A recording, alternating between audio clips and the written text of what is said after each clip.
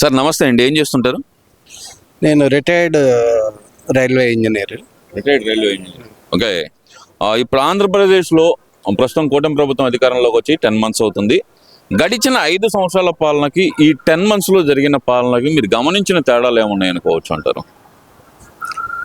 ముఖ్యంగా అభివృద్ధి పథకంలో దేశం అభివృద్ధి కావాలి, దేశ ఆర్థిక పరిస్థితి అభివృద్ధి చెందాలి, రాష్ట్ర అభివృద్ధి పరిస్థితి అభివృద్ధి చెందాలి. అప్పుడే సంక్షేమ కార్యక్రమాలు ఎవరైనా ఇవ్వగలరు.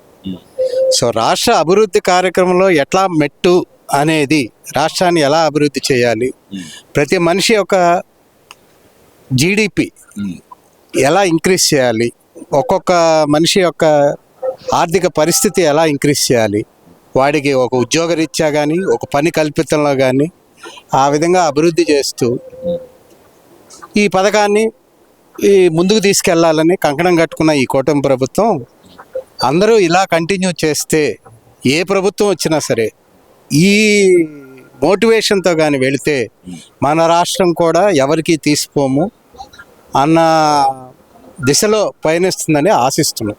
అంటే ఇక్కడ కూటమి ప్రభుత్వం వచ్చి ఏదైతే వాళ్ళు ఇచ్చిన హామీలు ఉన్నాయో, సూపర్ 6 అంటూ హామీలు ఉన్నాయో, హామీలు కూడా ఇవ్వకుండా పేదల్ని మోసం చేస్తున్నారు అనేది ప్రధానంగా వస్తున్న ఆరోపణ. ఇది వైసీపీ నుంచి. అది వాస్తవమే అనుకోవాలంటారా? సంక్షేమ పథకాలు ఇవ్వడం లేదు అనేది, ఒక మనిషిని సంక్షేమ పథకం ఇచ్చేసేసి రాష్ట్రాన్ని అప్పుల పాలు చేస్తే ఆ దేశం రాష్ట్రాన్ని యొక్క ఆదాయం ఎలా వస్తుంది? ప్రతి మనిషికి సరే వచ్చే ఎంప్లాయ్మెంట్ ఎలా ఇవ్వగలడు? వాడింట్లోనే ఒక సంక్షేమ పథకం తీసుకునే ఒక ఇంట్లోనే ఒక మనిషి ఉంటాడు, వాళ్ళ అమ్మాయో అబ్బాయో ఉంటారు. వాళ్ళ ఇంట్లో చదువుకుంటారు, 10th class పాస్ అవుతారో పాపం ఇంటర్మీడియట్ పాస్ అవుతారు. వాళ్ళు అభివృద్ధి చెంది వెళ్ళి వాళ్ళకంటూ పని దొరికే సంకల్పం కలిగితే ఆ ఇంట్లో ఈయనిచ్చే 10,000 5,000 సంక్షేమ పథకం కింద వాళ్ళ ఆర్థిక ఆదాయం, తను ఆడపిల్ల అయితే తను ఒక 10,000 20,000 తెచ్చుకోగలదు, తన భర్తకు ఒక 20,000 తెచ్చుకోగలరు. ఆ కుటుంబం ఇంకా అభివృద్ధి చెందడానికి ఆ 20,000 అనేది ఎలా వస్తాయి అనే దిశలో ప్రయాణిస్తే ఎవరైనా సరే, ఏ ప్రభుత్వం అయినా సరే అభివృద్ధి చెందుతుంది. అందరం అభివృద్ధి అవుతాం, అందరం బాగుంటాం, అందరిలో మనం ఉండాలి అనే సంకల్పంతో అభివృద్ధి చెందితే అందరం బాగుంటాం అని కూటమి ప్రభుత్వం ఆ దిశగా ఏమన్నా అడుగులు వేస్తున్నట్టు కనిపిస్తుంది అనుకోవచ్చు అంటారు ఈ 10 నెలల్లో? అంటే పెట్టుబడులు ఆకర్షించడంలో కానీ, లేదంటే వచ్చిన పెట్టుబడులు గ్రౌండ్ చేసే విషయంలో కానీ, ఏదైతే కూటమి ప్రభుత్వం హామీ ఇచ్చిన 20 లక్షల ఉద్యోగాలు గవర్నమెంట్ ఆర్ ప్రైవేట్ సెక్టార్లో ఇచ్చిన ఉద్యోగాల హామీని నిలబెట్టుకునే దిశగా ఏమన్నా పయనిస్తుంది అనుకోవచ్చు అంటారా? ఆ దిశగానే పయనిస్తుంది. ప్రస్తుతం మనం చూస్తున్న వస్తున్న MOUs కానీ, ఈ ఒక్కొక్క విదేశీ కంపెనీలని దగ్గరికి వెళ్ళి మనం మా రాష్ట్రానికి రండి, మేము ఈ రాయితీలు కల్పిస్తాం, మా వాళ్ళకు ఉద్యోగం కల్పించండి అని ప్రతి ఒక్కరు కంకణం కట్టుకొని సీఎం దగ్గర నుంచి ప్రతి మినిస్టర్స్ కూడా, అందుకే మినిస్టర్స్ కూడా ఓల్డ్ వాళ్ళు లేకుండా మంచి యంగ్స్టర్స్ని, చదువుకున్న వాళ్ళని, విద్యావంతుల్ని, మంచి నడవడిక ఉన్న వాళ్ళని సెలెక్ట్ చేయడంలో కూడా ఈ కూటమి ప్రభుత్వం మంచి చర్యలు తీసుకుంది. అంటే ఇక్కడ TCSది ఒక వివాదం అయితే చెలరేగుతుంది సార్. ఇప్పుడు మీరు రిటైర్డ్ రైల్వే ఇంజనీర్ అన్నారు కాబట్టి, ఒక రైల్వే ప్రాజెక్టు తీసుకునేటప్పుడు వాళ్ళకి పరిహారంగా కానీ ఏదన్నా ఇస్తారు కదా. ఇప్పుడు ఎకరా భూమికి 99 పైసల కాడికి 21 ఎకరాలు దాదాపు ఇచ్చినట్టున్నారు.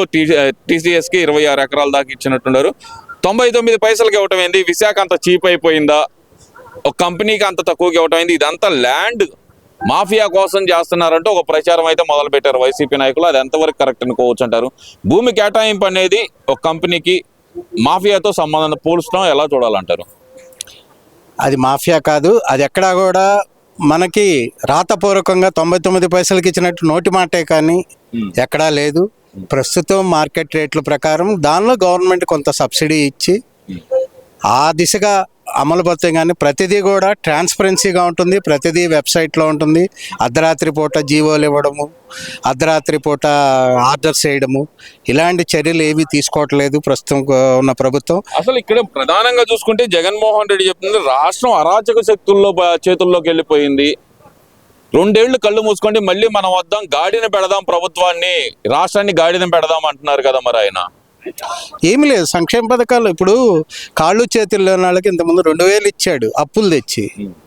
ఈయన ఇప్పుడు 4,000 ఇస్తున్నాడు. ఒకే రకంగా డబుల్ అమౌంట్ ఇస్తున్నాడు పాపం కాళ్ళు చేతుల్లో ఉన్నాళ్ళు ముసలి వాళ్ళకి వీళ్ళకి. సో సంక్షేమ పథకాలు ఏవి తక్కువ దిశలో ఏమీ లేవు. ప్రతి వాడికి కూడా ఇవాళ ప్రతి వాడిని మనం కానీ ఒక ఆటో వాడిని కానీ ఒకటి నుంచి వస్తే, ఏమండి నా ఇంట్లో నా కూతురు నా కొడుకు 2 ఉన్నారు, వాళ్ళిద్దరిని నేను కష్టపడి ఆటో తిప్పుకుంటూ చదివించుకుంటున్నాను, వాళ్ళకు ఉద్యోగాలు ఇస్తే ఈ కూటమి ప్రభుత్వకి నా 2 చేతులు ఎత్తి నమస్కారం చేస్తాను. జగన్మోహన్ రెడ్డి సార్ 16 లక్షల ఉద్యోగాలు ఇచ్చానంటున్నాడు, అది వాస్తవమేనా? అది ఏది కూడా కార్యరూపంలో ఎక్కడా కనపడదు. ఏది ఆ 16 లక్షల మంది ఎక్కడున్నారు, ఏ జీవో ప్రకారం ఏ కంపెనీలో ఎంతమంది చేస్తున్నారు, ఎక్కడన్నా ఒక్క వెబ్సైట్లో కానీ ఎక్కడన్నా విస్తీకరించి బయట చెప్పమానండి, అందరం వంగి ఆయనకే కాళ్ళకు నమస్కారం పెడతాం. అటువంటి చర్యలు ఎక్కడా కూడా లేవు. ఇక్కడ ప్రతి కంపెనీకి ఎన్ని ఉద్యోగాలు వస్తాయో, ఎంతమందికి అవకాశం వస్తుందో, ఆ ఉద్యోగాలకు కావాల్సిన స్కిల్ డెవలప్మెంట్ మొత్తం నాశనం చేశాడు ఇంతకుముందు. ఆ స్కిల్ డెవలప్మెంట్ ఒక 10వ క్లాస్ చదువుకున్నాడో, ఒక ఇంటర్మీడియట్ చదువుకున్నాడో, ఆర్థిక స్తోమత లేనివాడు, ప్రతివాడు డిగ్రీ ఇంజనీరింగ్ చదవలేనివాడు అటువంటి కోర్సుల్లో చేరి స్కిల్ డెవలప్మెంట్, వాళ్ళకున్న స్కిల్స్ దేనిలో అయితే వాళ్ళు మక్కువ చూపుతారో ఆ స్కిల్లో వాళ్ళు డెవలప్ చేసుకొని, వాళ్ళు ఉపాధి కల్పించుకొని, వాళ్ళ స్వయం శక్తితో డెవలప్ చేసుకుంటే ఆ తృప్తే వేరు. ప్రతి వాళ్ళు గవర్నమెంట్ ఇచ్చే 1-2 చిన్న సంక్షేమ పథకాలతోనే ఎవరి జీవితాలు తెల్లారు. ఫ్యూచర్లో వాళ్ళు చచ్చిపోయేంత వరకు, మనిషి బతికుండి చచ్చిపోయేంత వరకు వాళ్ళ కాళ్ళ మీద వాళ్ళు నిలబడిందే, కష్టపడిందే వాళ్ళకి ఎక్కువ కాలం నిలబడుతుంది. ఇది అందరం అనుకునేది. సో ఆ దిశగా ఏర్పాటు చేసి ఉంటే ఇంతకుముందు జగన్మోహన్ రెడ్డి గారు కూడా ఈ విధంగా ఇంకా 10 కాలాలు ఉండేవాడు. ఆయన ఆ దిశగా ఆలోచించలేదు.